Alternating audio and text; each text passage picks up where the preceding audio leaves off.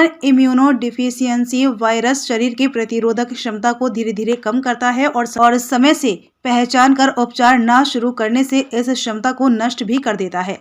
सिर्फ मनुष्य में पाए जाने वाले इस वायरस का एक व्यक्ति से दूसरे व्यक्ति में संक्रमण संक्रमित रक्त या असुरक्षित यौन संपर्क के जरिए ही हो सकता है। ऐसे मरीज के साथ रहने, खाने, सोने, हाथ मिलाने, चुंबन करने या उसके इस्तेमाल किए गए बिस्तर व शौचालय का इस्तेमाल करने से संक्रमण नहीं होता है। यह जानकारी मुख्य चिकित्सा अधिकारी डॉक्टर आशुतोष कुमार दुबे ने दी है। जिला विधिक सेवा प्राधिकरण के सचिव राम कृपाल और सीएमओ ने विश्व एड्स दिवस पर सीएमओ कार्यालय परिसर से शुक्रवार को जन जागरूकता रैली को हरी झंडी दिखाकर रवाना किया। रैली के जरिए लोगों को HIV और एड्स के प्रति व्याप्त भ्रांतियों के बारे में जागरूक किया गया। यह रैली शास्त्री चौक, कलेक्ट्रेट चौक, टाउन हॉल और गोस कंपनी होते हुए जिला क्षय रोग केंद्र पर आकर समाप्त हुई। जन जागरूकता के संदेशों वाली तख्तियों और नारों के जरिए राहगीरों को HIV और एड्स के बारे में संदेश दिए गए। प्रदेश के विधिक सेवा प्राधिकरण और जनपद न्यायाधीश के दिशा निर्देशन में जिला विधिक सेवा प्राधिकरण ने भी रैली के आयोजन में सक्रिय सहयोग किया।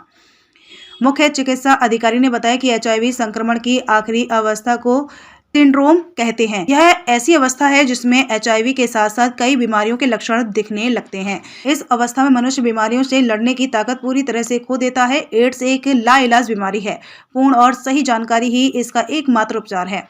HIV को समय से पहचान कर एंटी रेट्रोवायरल ट्रीटमेंट औषधि का सेवन किया जाए तो मरीज अच्छा, लंबा और स्वस्थ जीवन जी सकता है। औषधि मेडिकल कॉलेज स्थित ART सेंटर से सरकारी प्रावधानों के अनुसार उपलब्ध है। इस बीमारी से संबंधित अधिक जानकारी के लिए नाको के टोल फ्री नंबर 1097 से भी मदद ली जा सकती है। बीमारी की जांच की सुविधा मेडिकल कॉलेज, जिला अस्पताल, ब्लड बैंक और ब्लॉक स्तरीय अस्पतालों में उपलब्ध है। ब्लॉक स्तरीय 11 अस्पतालों पर HIV जांच के अलावा परामर्श की भी सेवा दी जा रही है। आइए देखते हैं ये रिपोर्ट। देखिए, 1 दिसंबर मनाया जाता है। उसी के परिप्रेक्ष्य में इसका मूल उद्देश्य है कि आम जनमानस में HIV एड्स के प्रति जागरूकता पैदा करना। 70 के दशक में जब से इसकी खोज की गई है तब से ये लगातार एक कहते हैं महामारी के रूप में डेवलप हुई। पहले अफ्रीका से आते हुए भारत में पहुंची। भारत में भी एक तरह से काफ़ी ज़्यादा मात्रा में इसके मरीज हैं, क्योंकि इस बीमारी में मनुष्य की प्रतिरोधक क्षमता काफ़ी कम हो जाती है। प्रतिरोधक क्षमता कम होने के कारण वो तरह तरह के कैंसर्स और संक्रामक रोगों से ग्रसित हो जाता है। और इस कारण से एक तरह से जैसे टीबी लगभग ख़त्म होने के कगार पर शुरू हो गई थी, लेकिन HIV और एड्स की वजह से ट्यूबरक्लोसिस पूरे विश्व के पटल पर एक बार पुनः उभर कर आई। इसीलिए वैज्ञानिकों को इसके बारे में पूरे जनमानस में जागरूकता पैदा करने के उद्देश्य से इस दिवस को हम लोग मनाते हैं। आज हम लोग इसमें कर रहे हैं। साथ में विधिक सेवा आयोग जो हमारा जनपद का है उसके साथ सहयोग से हम लोग जो है यहाँ पर वर्क कर रहे हैं। और अगर हम गोरखपुर जनपद की बात करते हैं तो गोरखपुर की जनपद में वर्तमान समय में 61 मरीज इस वर्ष में हमारे पास हैं। और टोटल जो है हमारे पास जो है अभी तक जब से हम लोग अभियान चला रहे हैं 5499 मरीज अभी तक खोजे जा चुके हैं। और इसमें 61 मरीज अभी जो है एक्टिव इस वर्ष हमने खोजे हैं।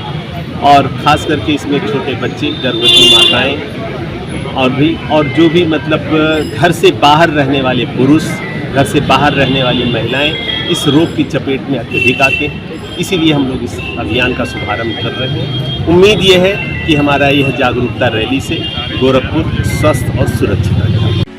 बेबाक खबरों के लिए हमारे YouTube चैनल को सब्सक्राइब करें।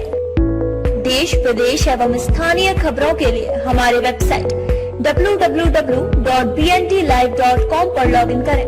साथ ही Facebook, Twitter, Telegram, Instagram, LinkedIn पर भी फॉलो कर सकते हैं। धन्यवाद।